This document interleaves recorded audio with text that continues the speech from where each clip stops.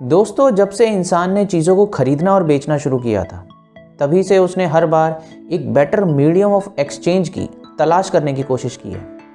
इसीलिए सबसे पहले बार्टर सिस्टम एक्सचेंज यूज़ होता था, जिसमें चीज़ों को चीज़ों के साथ बदला जाता था।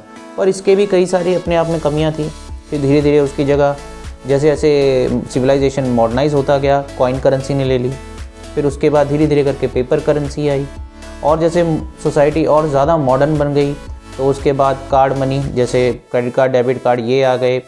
इसके अलावा चेक्स आ गए, बैंक चेक्स आ गए, ड्राफ्ट आ गए। इस तरह की कई सारी करेंसीज इस्तेमाल में आने लगी, या इस तरह के कई सारे मीडियम इस्तेमाल में आने लगे जिन्हें एज अ करेंसी इस्तेमाल किया जाता था। पर आज के टाइम में मार्केट में एक नई तरह की करेंसी का बहुत ज़्यादा दौर चल रहा है। ये बहुत ज़्यादा फैलती जा रही है और फेमस होती जा रही है, जिसे क्रिप्टो करेंसी कहा जाता है। जी हाँ, बिटकॉइन, लाइटकॉइन, इथोरियम, इस तरह की कई क्रिप्टो करेंसीज़ है जो आजकल मार्केट में आ रही हैं।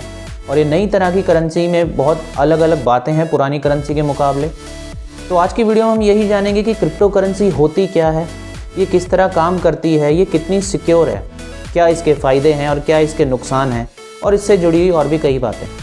पर वीडियो शुरू करने से पहले जो इस चैनल पर पहली बार आए हैं, प्लीज़ चैनल को सब्सक्राइब कीजिएगा और बेल आइकन भी दबाइएगा, ताकि आपको मेरी आने वाली लेटेस्ट वीडियो का अपडेट मिलता रहे।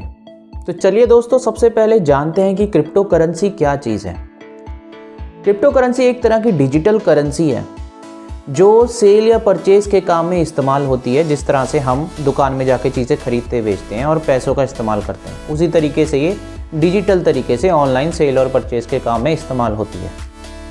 इस सेल और परचेज के एक्ट को फुलफ़िल करने के लिए क्रिप्टोग्राफी तकनीक का इस्तेमाल किया जाता है। तो इसलिए इस करेंसी को काफ़ी एक सिक्योर मीडियम ऑफ एक्सचेंज भी माना जाता है कि ट्रांजैक्शन जो हैं वो सारी की सारी एक सिक्योर तरीके से होती है इस तकनीक के ज़रिए। हर देश में करेंसी की कोई ना कोई फिज़िकल बॉडी होती है, जैसे कॉइन हो गया, पेपर नोट हो गया। पर क्रिप्टो करेंसी की कोई भी फिज़िकल बॉडी नहीं है, ये सिर्फ डिजिटल अवेलेबल है। ना ही ये कॉइन के रूप में आपको मिलेगी, ना ही किसी पेपर नोट के रूप में, ना ही इसको रेगुलेट करने वाली कोई बॉडी है। जैसे कई देशों में करेंसीज़ को रेगुलेट उसकी या तो सेंट्रल बैंक करती है या गवर्नमेंट करती है। जैसे हमारे देश में हमारा सेंट्रल बैंक जो है RBI करेंसी को कंट्रोल करता है, करेंसी को रेगुलेट करता है। पर क्रिप्टो करेंसी का कोई भी कंट्रोलर नहीं है, कोई भी रेगुलेटर नहीं है। इसका मतलब कि ये पूरी की पूरी डिसेंट्रलाइज करेंसी है। आपको इसमें पेमेंट करने के लिए ना किसी बैंक में जाने की ज़रूरत है, ना इसको विड्रॉल करने के लिए किसी चेक को भरने की ज़रूरत है। आपको इसके लिए सिर्फ दो चीज़ों की ज़रूरत है, एक स्मार्टफोन जो आज के टाइम में हर एक इंसान के पास होता है, और दूसरा इंटरनेट कनेक्शन। चलिए दोस्तों, समझते हैं कि क्रिप्टो करेंसी काम कैसे करती है। इसको समझने के लिए एक एग्जाम्पल लेते हैं। मान लीजिए A पर्सन ने B पर्सन को पेमेंट करनी है, तो वो अपने फ़ोन में मैसेज टाइप करेगा पेमेंट का, और B पर्सन को पेमेंट करने के लिए ट्रांजैक्शन डालेगा। अब क्रिप्टो करेंसी का जो प्रोसेस है ये कई सारे कंप्यूटर्स के थ्रू होता है, क्योंकि कंप्यूटराइज नेटवर्क है ये सारा का सारा। तो जैसे ही वो अपनी ट्रांजैक्शन का रिकॉर्ड सेंड करेगा, मतलब जैसे ही पैसे भेजने के लिए अपना सेंडिंग बटन दबाएगा, उसकी ये ट्रांजैक्शन का जो रिकॉर्ड है ये सर्वर से जुड़े हुए हर एक कंप्यूटर के पास चला जाएगा। इस कंप्यूटर को जो ऑपरेट करते हैं उनको कहा जाता है माइनर्स। माइनर्स वो हैं जो इन ट्रांजैक्शंस का एक ब्लॉक बना के तैयार करते हैं, ताकि ये जो ट्रांजैक्शन का प्रोसेस है ये पूरा हो सके। ब्लॉक एक तरह का लेजर है। लेजर मतलब रिकॉर्ड है एक तरह का पेमेंट और रिसिप्ट का।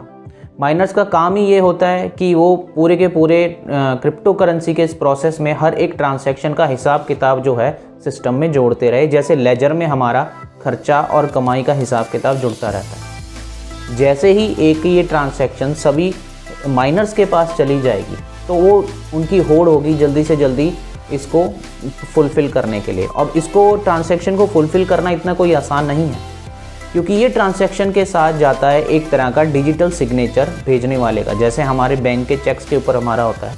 पर ये सिग्नेचर रिटन फॉर्म में नहीं होता, ये सिग्नेचर होता है एक मैथमेटिकल एल्गोरिथम के फॉर्म में, जो बहुत ही ज़्यादा कॉम्प्लेक्स होती है। और इसको सॉल्व करना किसी इंसान के बस की बात नहीं कि वो पेपर और पेन को लेके आसानी से सॉल्व कर लेगा। इसको सॉल्व करने के लिए चाहिए होते हैं बड़े बड़े सुपर फास्ट कंप्यूटर्स जो माइनर्स के पास होते हैं। जैसे ही ये ए का रिकॉर्ड पूरे सर्वर में चला जाएगा तो माइनर्स के वो कंप्यूटर्स उस कोड को डिकोड करने की कोशिश करेंगे जिसमें उस भेजने वाले पर्सन यानी ए के सिग्नेचर हैं और साथ में बाकी सारी इन्फॉर्मेटिव ज़रूरी डिटेल्स हैं। जो भी माइनर इसको सबसे पहले डिकोड करेगा वो इस ट्रांजैक्शन का एक रिकॉर्ड बना के, एक ब्लॉक बना के उस सर्वर में डाल देगा। मतलब जितनी भी ट्रांजैक्शन हुई हैं उनमें एक नया ट्रांजैक्शन का रिकॉर्ड जुड़ जाएगा in the form of block. और वही जो ट्रांजैक्शन है जब वो माइनर की तरफ से वैलिडेट हो जाएगी फिर वो जाके वो पैसे वो जो उसने भेजे हैं इन्हें बी को, वो बी को मिलेंगे। पर मुझे पता है दोस्तों अभी भी आपके मन में यही सवाल होगा कि ये ट्रांजैक्शन फिर भी सिक्योर कैसे हैं। चलिए इसको समझते हैं कि ये सिक्योर कैसे है। मैंने आपको बताया था कि इस ट्रांजैक्शन का फुलफ़िल करने का काम जो करते हैं वो माइनर्स करते हैं। हर माइनर अपनी तरफ से ट्रांजैक्शन का एक ब्लॉक क्रिएट करके सिस्टम में डाल देता है और वो बाकी सारे ब्लॉक्स के साथ जुड़ जाता है। मतलब पहले की जितनी भी ट्रांजैक्शंस के ब्लॉक क्रिएट हुए हैं उनके साथ जुड़ जाता है। इस पूरे तरीके को ब्लॉकचेन टेक्नोलॉजी कहते हैं जो इस प्रोसेस में इस्तेमाल होती है।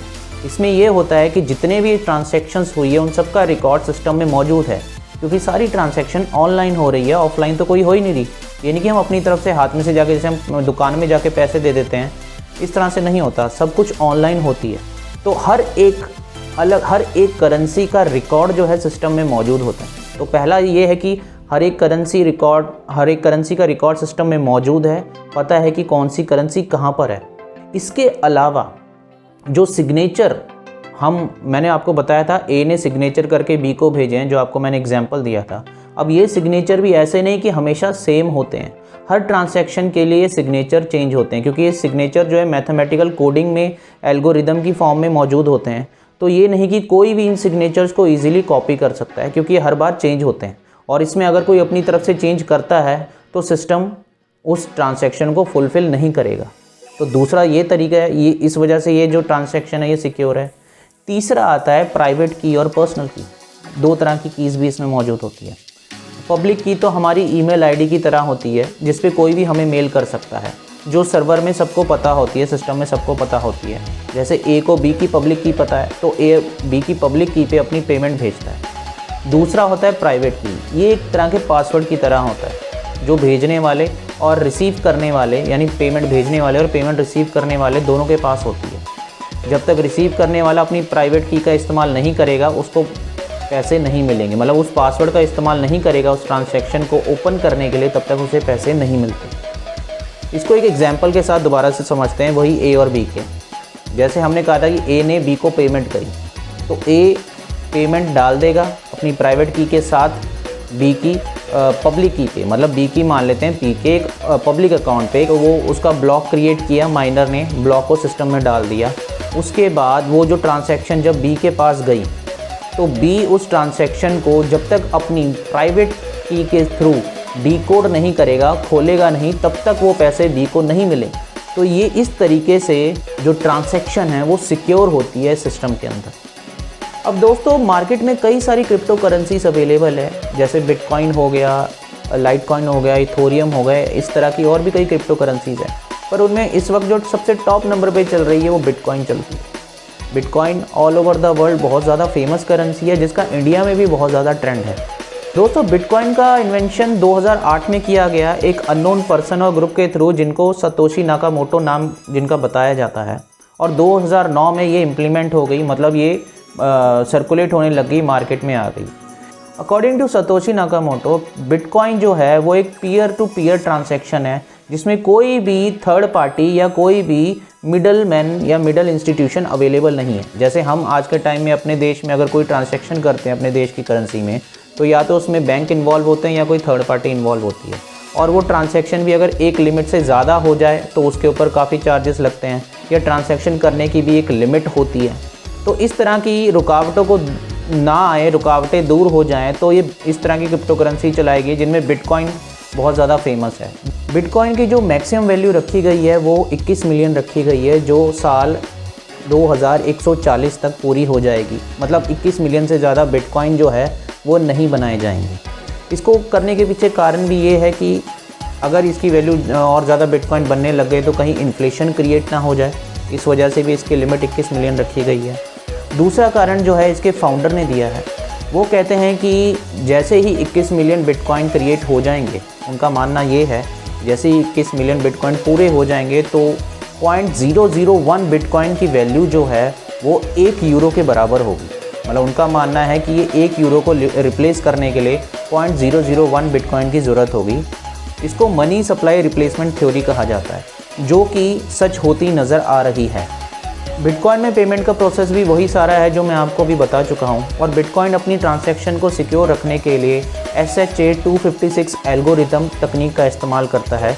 दोस्तों ये भी बता दूं कि बिटकॉइन भी म्यूचुअल फंड्स की तरह ही है। इसकी वैल्यू कभी एकदम डाउन चली जाती है और कभी इसकी वैल्यू एकदम से सातवें आसमान पर चली जाती है, तो इसकी वैल्यू हमेशा स्टेबल नहीं रहती।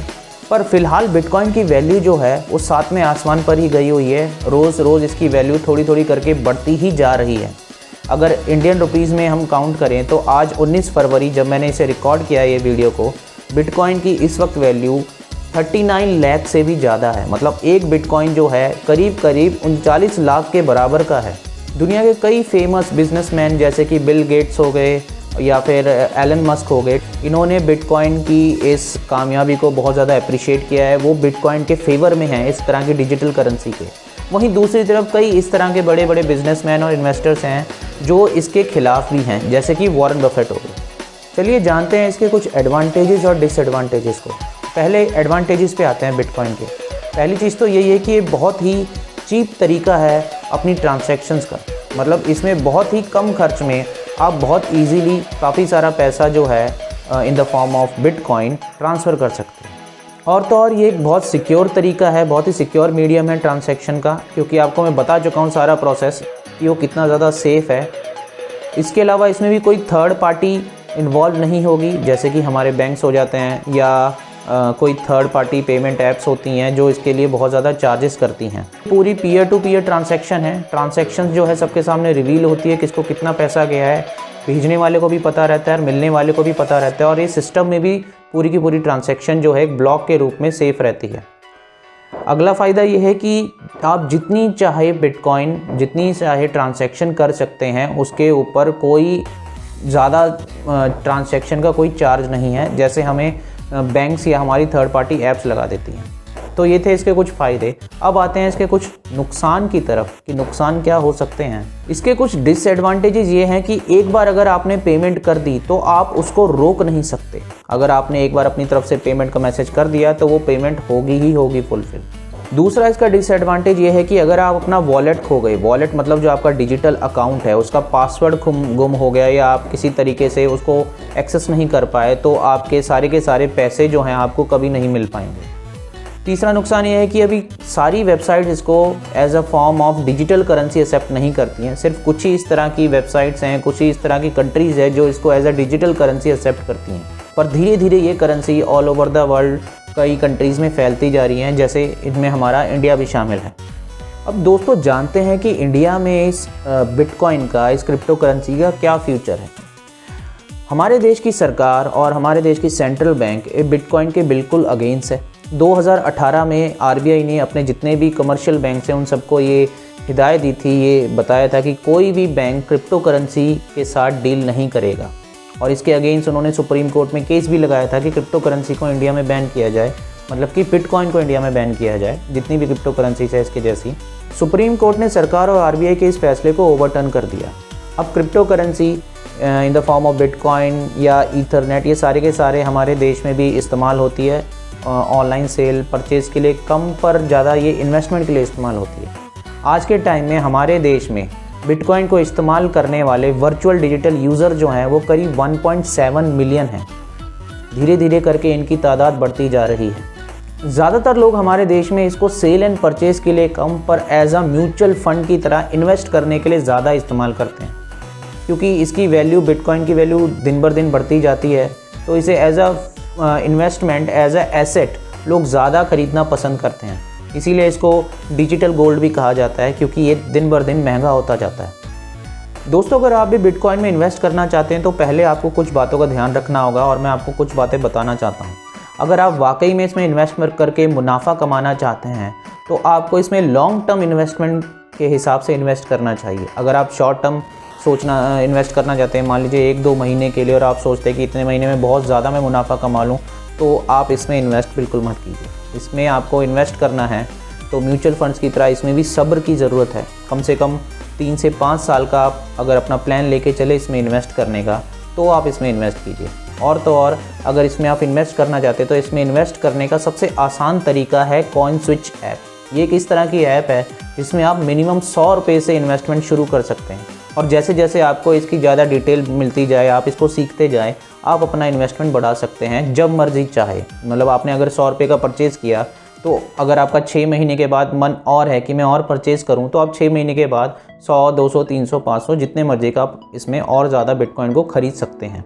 आपको बस करना यह है कि CoinSwitch ऐप में जाकर अपनी सारी की सारी डिटेल्स फिल करनी, जो बेसिक होती है, आपका नाम, पैन कार्ड नंबर, जो KYC होता है वो करना है। उसके बाद अपने बैंक डिटेल्स को उसमें रजिस्टर करना है, ताकि जो बिटकॉइन आप जब खरीदेंगे तो बैंक में से आपके पैसे कट जाएं। और अगर आप बिटकॉइन इन केस फ्यूचर में बेचना चाहते हैं तो उसको बेचने के बाद जो आपके पैसे आते हैं वो आप इजीली अपने बैंक में ट्रांसफ़र कर सकें।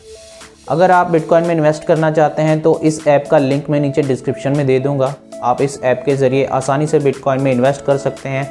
और तो और इस ऐप में बिटकॉइन में इन्वेस्ट करने का 0% चार्ज है, कोई फ़ीस नहीं लगेगा। और इसमें आप इन्वेस्ट जो है इंडियन करेंसी में ही कर सकते हैं, और किसी देश की यानी कि डॉलर में इन्वेस्ट करना पड़ेगा।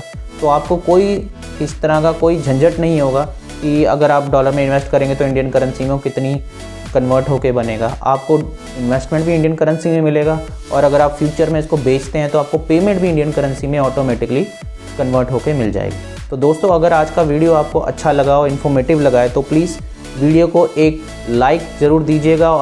और अगर आपका भी कोई दोस्त, आपका कोई फ्रेंड या रिलेटिव अगर बिटकॉइन के बारे में या क्रिप्टो करेंसी के बारे में जानने के लिए इंटरेस्टेड है, इसमें इन्वेस्ट करना चाहता है, तो आप ये वीडियो उसे ज़रूर शेयर कीजिएगा। मिलते हैं अगली वीडियो में, तब तक के लिए नमस्कार।